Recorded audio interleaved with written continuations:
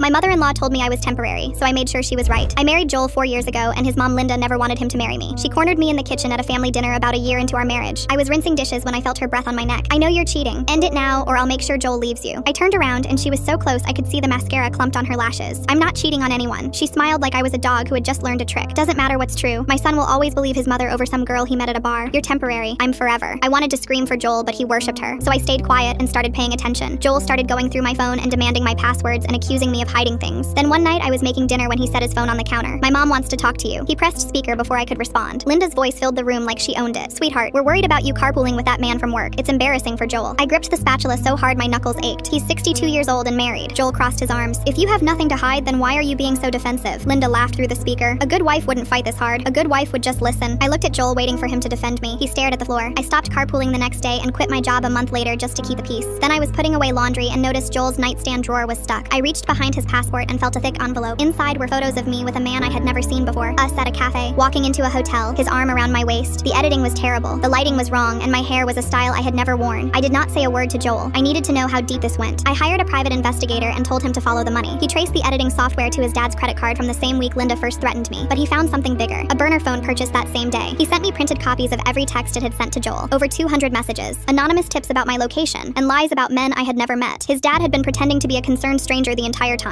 I kept everything hidden in my car and waited. If I got this wrong, Joel would never believe another word I said, and I would lose everything. Their anniversary party was coming up, 60 guests. I want to give a speech at the party. Joel looked surprised, but then he smiled a little. Really? That would mean a lot to them. For a moment, he looked like the man I married. I almost felt guilty. Almost. The restaurant has white tablecloths and champagne towers, and Linda is floating around in an emerald dress, soaking up compliments like she deserves everyone. After dinner, she clinks her glass and gestures toward me like she is summoning the help. Our daughter-in-law wants to say a few words. This should be entertaining. I walk to the front. Marriage requires trust. Family should protect each other. I hold up the photos. For 3 years, my in-laws have been giving my husband these photos and telling him I was cheating. The room goes silent. I hold up the receipt. The editing software was purchased on my father-in-law's card. Linda's champagne glass slips from her hand and shatters on the tile. I hold up the stock image. This man is a paid model. I have never met him. Linda's face twists with rage. You're lying. You've always been a liar. Joel, don't listen to her. Joel does not move. I hold up one more paper. 200 texts from a burner phone your husband bought. Anonymous tips about where I was and who I was with. All lies. Linda freezes. For a second, she does not understand. Then she turns slowly toward her husband. What texts? He will not look at her. Her voice comes out like a scream. You were sending messages behind my back? We planned this together and you went behind my back? She grabs his wine glass and throws it against the wall. Red wine drips down the white paint. Joel stands up and his whole body is shaking. You planned this? Both of you? For 3 years, you made me think my wife was a cheater. Linda is screaming at her husband while their family watches everything fall apart. Joel grabs my hand and pulls me toward the door. Linda is still screaming at her husband when the door closes behind us.